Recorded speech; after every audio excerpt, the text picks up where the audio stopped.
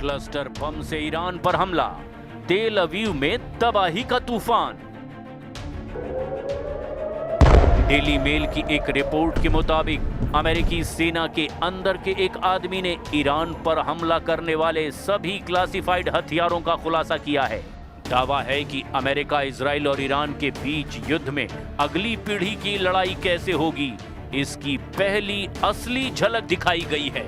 हालांकि ईरान ने 7 दिन की जंग में ही साबित कर दिया कि ईरान को मार सकते हो, झुका नहीं सकते। यही वजह है कि ईरान ने इजराइल की राजधानी तेल अवीव पर क्लस्टर बमों से भारी मिसाइलों से हमला किया। जरा इन तस्वीरों को देखिए। तेल अवीव के आसमान में ईरानी क्लस्टर बम से भारी मिसाइलें कैसे कोहराम मचा रही हैं।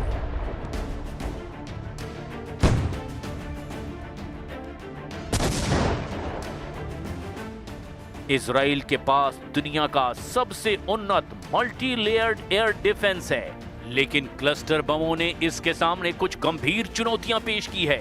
इजरायली रक्षा बलों और इजरायली मीडिया ने पुष्टि की कि ईरान ने तेल अवीव और मध्य इजराइल को निशाना बनाकर ऐसी बैलिस्टिक मिसाइलें दागी जिनमें क्लस्टर वॉरहेड्स लगे थे। ये मिसाइलें जमीन से टकराने से पहले ही हवा में फट गई और उनसे दर्जनों छोटे बम निकले जो लगभग 8 किलोमीटर के दायरे में फैल गए और फिर भारी तबाही मचाई।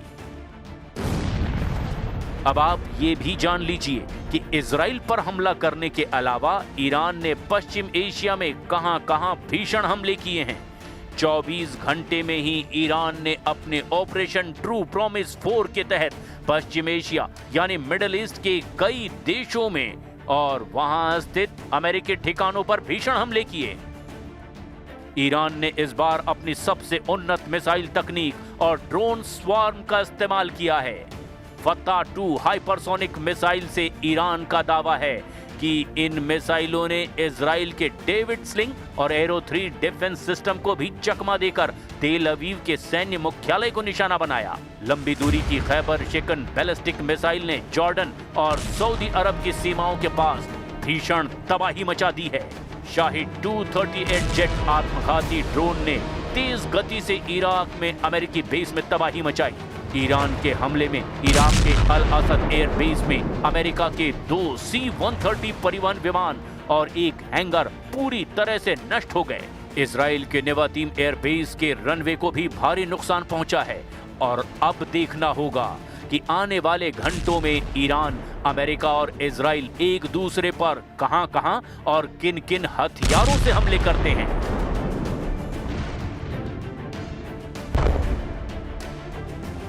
शुक्रवार को इजरायली सेना ने हिजबुल्लाह के ठिकानों पर बड़ा हमला किया। हमलों से हुए भीषण धमाकों की वजह से लेबनान का आसमान धुएं से भर गया। इससे पहले इजराइल ने दक्षिणी बैरूत को खाली करने का आदेश जारी किया था। इजराइल ने हिजबुल्लाह के कमांड सेंटर्स और हथियारों के भंडारण ठिकानों को निशाना बनाने का दावा किया।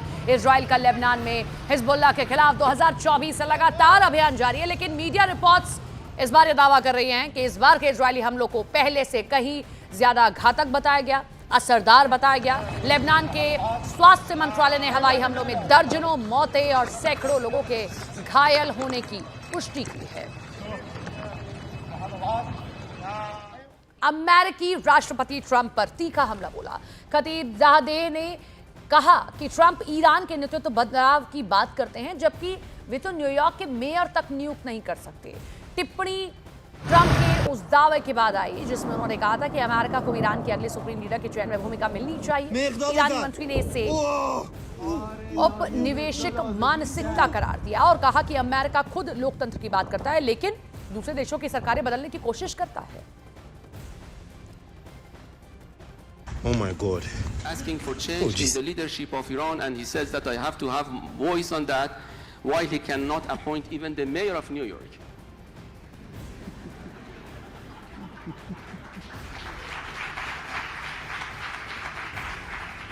Can you imagine this colonial approach that he would like to see democracy at home, but he would like to topple down a democratically elected president of Iran and assassinating other countries?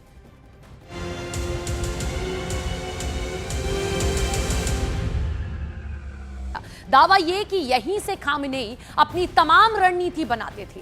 Tehran के जमहूरी street में मौजूद इस bunker के हश्र को देखकर अंदाजा लगाया जा सकता है कि 28 फरवरी का हमला कैसा रहा होगा, क्योंकि तब भी खामेनेई लगभग ऐसे ही एक महफूज ठिकाने में मीटिंग कर रहे थे। मेरे सहयोगी प्रशांत चुरे इस एनिमेशन को आसान भाषा में समझाने की कोशिश करेंगे। इजराइल ने कैसे टारगेट सेट किया, फिर उसे अंजाम तक पहुंचाया है, देखिए जरा। एक्सपर्ट मानते हैं कि अगर ईरान स्ट्रेट ऑफ हॉर्मूज के रास्ते को बाधित करता है तो दुनिया के करीब 20% तेल सप्लाई पर इसका सीधा असर पड़ सकता है। यानी इस जंग का असर सिर्फ तेहरान या तेल अवीव तक सीमित नहीं रहेगा, बल्कि खाड़ी देशों से लेकर वैश्विक बाजार तक इसके झटके महसूस किए जा सकते हैं। यही वजह है कि अब सबसे बड़ा सवाल है, क्या ये संघर्ष जल्दी खत्म होगा या फिर मिडिल ईस्ट में एक लंबी और महंगी जंग की तरफ ये बढ़ चुका है। I hope you are thinking of alternate sources, and I can't think of a better alternate source than the United States of America. We are an energy-rich country. We want to cooperate with you. That is one of the areas where we can cooperate. Obviously, there's long-term and short-term issues here, and we will work with you to make sure that your energy needs are met in the short term as well as the long term. America की ये पेशकश बताती है कि middle east की इस जंग का असर अब दुनिया की ऊर्जा राजनीति पर भी पड़ रहा है। अगर स्ट्रेट ऑफ हॉर्मूज में तनाव बढ़ा तो भारत, चीन और यूरोप जैसे बड़े तेल आयातकों पर इसका सीधा असर पड़ सकता है। दुनिया के कई देश अब वैकल्पिक ऊर्जा सप्लाई की तलाश में जुटे हुए हैं। यानी ये जंग सिर्फ मिसाइलों और ड्रोन की लड़ाई नहीं, बल्कि तेल, व्यापार और वैश्विक अर्थव्यवस्था की लड़ाई भी बन चुकी है।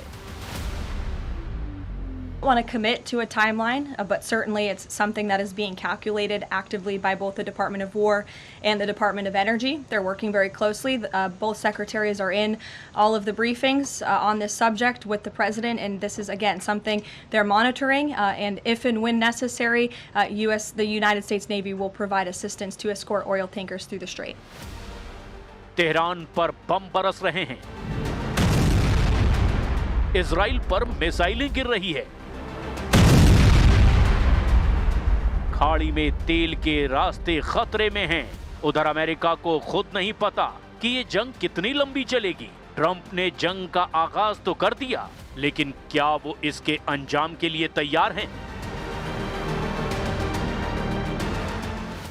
अभी तक की लड़ाई में जंग की दिशा तक साफ नहीं हुई है। ऐसे में सबसे बड़ा सवाल यही है, क्या ये जंग जल्दी खत्म होगी या फिर मिडिल ईस्ट एक ऐसे संघर्ष में फंस चुका है जिसके झटके पूरी दुनिया को महसूस करने पड़ेंगे।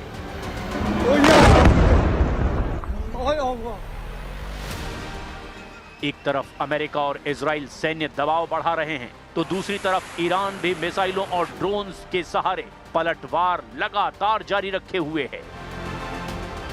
तेहरान के आसमान में धुआं है, तेल अवीव के ऊपर मिसाइलों का साया है और खाड़ी के समंदर में तेल के रास्ते दांव पर लगे हैं। अमेरिका ताकत दिखा रहा है, ईरान पलटवार कर रहा है, लेकिन इस टकराव की मंजिल अभी भी धुंध में छिपी हुई है। इतिहास गवाह है, मिडिल ईस्ट में शुरू हुई जंगें अक्सर जल्दी खत्म नहीं होती। अब सवाल सिर्फ इतना है, क्या ये आग अभी थमेगी या फिर मिडिल ईस्ट से उठी ये चिंगारी दुनिया के नक्शे को भी बदल सकती है?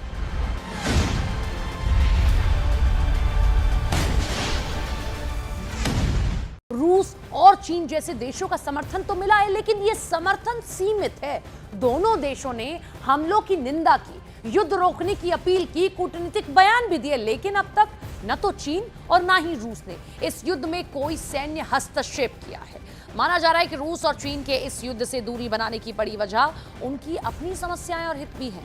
जैसे रूस पहले ही यूक्रेन वॉर में उलझा है, कोई नया युद्ध वो नहीं चाहता। तो चीन की अगर हम बात करें तो अपने व्यापारिक ऊर्जा हितों की वजह से चुप है। रूस चीन दोनों के लिए ईरान की दोस्ती जरूरी तो है, लेकिन उन्हें युद्ध में उतरना स्वीकार नहीं है। में तनाव लगातार बढ़ता जा रहा है। इस दौरान हॉर्मज़ स्ट्रेट में एक तेल से भरे जहाज को निशाना बनाया गया। ड्रोन हमले के बाद जहाज पर भीषण आग लग गई। ईरान की रेवोल्यूशनरी गार्ड ने दावा किया है कि यह जहाज 2 ड्रोन हमलों के बाद आग की चपेट में आ गया। यह हमला ऐसे समय में हुआ है जब हॉर्मज़ जलदमरूद मध्य पर जंग की वजह से हजारों जहाज फंसे हुए हैं।